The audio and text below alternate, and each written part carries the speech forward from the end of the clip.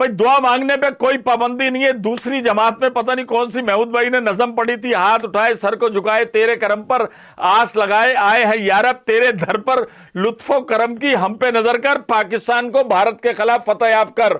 अब हाथ उठा लो 25 करोड़, इसलिए कि ये बल्ले गेंद टेक्निक क्रिकेट इससे नहीं जीत सकते, सिर्फ दुआओं की जरूरत है।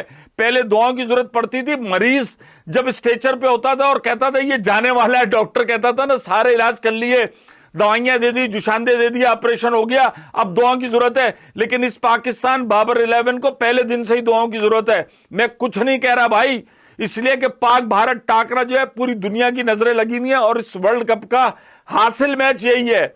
और इस हासिल मैच में से हमें बदबू तो आनी शुरू हो गई है, इसलिए कि टीमें जिस तरफ जा रही हैं, पाकिस्तान ने जितने अब डीमोरलाइज हो चुके हैं अमेरिका के बाद मैच में, और मुझे तो समझ नहीं आ रहा कि बाबर इधर आपने बाबर की मुतल्लिक बात की, इधर वो ऐसी की तैसी वाले आ गए, ये कराची का कप्तान, ये लाहौर का कप्तान, ये सिंगापुर का कप्तान, ये जर्मनी का कप्तान। अबे महमूद भाई लानत भेजते हैं इस लाहौर की कराची की सियासत पे।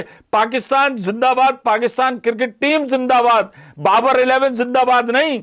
बाबर 11 जिंदाबाद बनेगी जब कुछ एक करके दिखाएगी। भाई जाते थे एयरपोर्ट लेने पूरे इस कैरियर के अंदर 5-5 बजे, बैग रोजे की हालत में, मैं आपको बता नहीं सकता। 2017 के अंदर जब चैंपियंस ट्रॉफी जीत कर आए और रात 2 बजे से लॉन्गेस्ट भी पर 2 घंटे तक रोजा रखने के बाद सहरी जल्दी जल्दी करके सरफराज के घर के बाहर महमूद भाई पहुंचे हैं। और वहां पर जो लोग रिपोर्टर मौजूद थे आज भी उनको याद है कि पूरी गली भरी हुई थी और महमूद भाई 6 फुट 3 इंच धौस आदमी दीवार में जो घुसेड़ा है, तो रोजा जिस तरीके से साथ में घर था, महमूद भाई ने पूरी बाल्टी डाली है। लेकिन खुशी थी कि सरफराज के हाथ में ट्रॉफी है जब वो घर गया है। 2009 में भी महमूद भाई सारी रात एयरपोर्ट पे थे, T20 वर्ल्ड कप पाकिस्तान जीत के लाया था। अबे हमें कोई दुश्मनी थोड़ी है, सही कर लो किबला। हर आदमी कह रहा है यार 4 साल हो गए बाबर भाई कप्तानी करते हुए,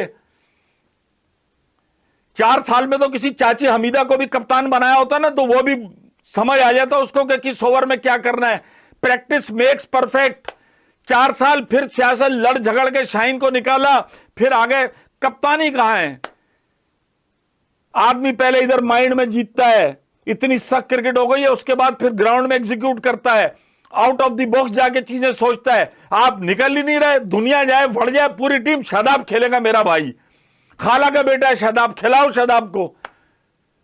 ये चीजें मैच के बाद बाहर निकलने आती है। सुपर ओवर के अंदर आ रहा है सब कुछ। गैरी क्रिस्टन भी भाई मुशाहिदा जिन लोगों का तेज उनका, गैरी क्रिस्टन को भी नहीं पता कि कौन ओपन करेगा, कौन आएगा, बॉल कौन कराएगा। वो कोचिंग मेरा ख्याल एक ही चहिता कर रहा है जिसके पास सब कुछ है। चेयरमैन साहब ने जिसको सब कुछ दे दिया है ना, वो सिलेक्टर भी वही है, टीम मैनेजर भी वही है। अब पाबंदियां लगा दी हैं जी, पाकिस्तान टीम जो बाहर नहीं जाएगी। भाई ये भी किसने का बच्चे थोड़ी है कि उनको अंडों पे बिठा दो। पहले सोचना था $25-25 में जो जा रहे थे, नहीं करनी चाहिए थी।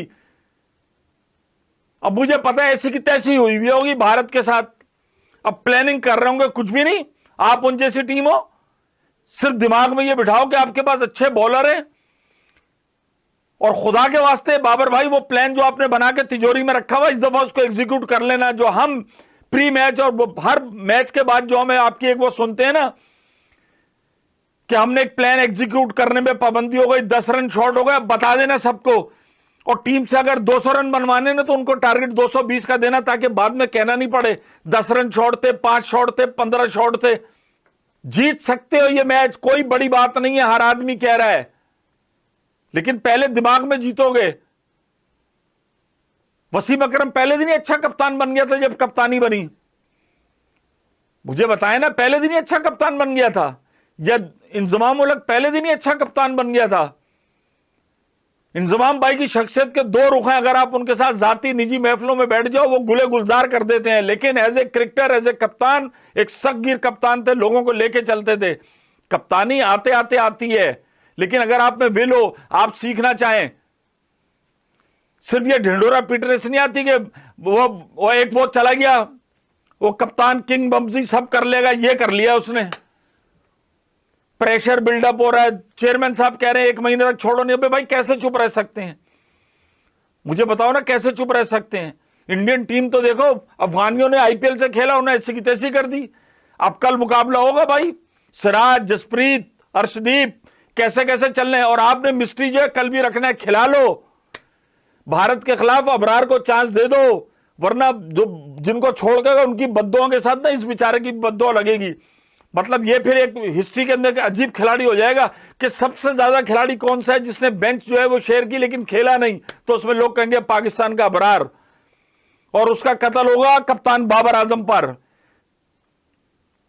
मत करो, तुम खिलाते रहो शादाब को, दोस्ती यारी रोटी गैंग, पता नहीं कौन कौन से गैंग है सब है, लेकिन फिर जवाब कौम को देना होगा, कौम ऐसी की तैसी कर देगी।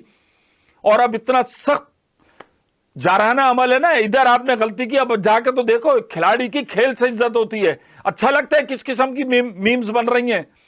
पाकिस्तान टीम का कप्तान है, कोई उसको बख्तरबंद गाड़ी से उतार रहा है, किसी ने गेंडा बनाया, कोई मतलब क्या भानुमती का कुंभा बना दिया इस पाकिस्तान क्रिकेट को।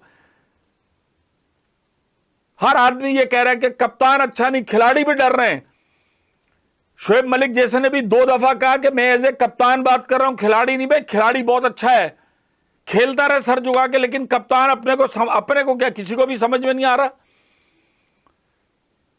अपने को भी समझ नहीं आ रहा। फर्स्ट कॉपी है चाइना की, ओरिजिनल कप्तान नहीं है, फर्स्ट कॉपी चाइना की, ये है वो कप्तान।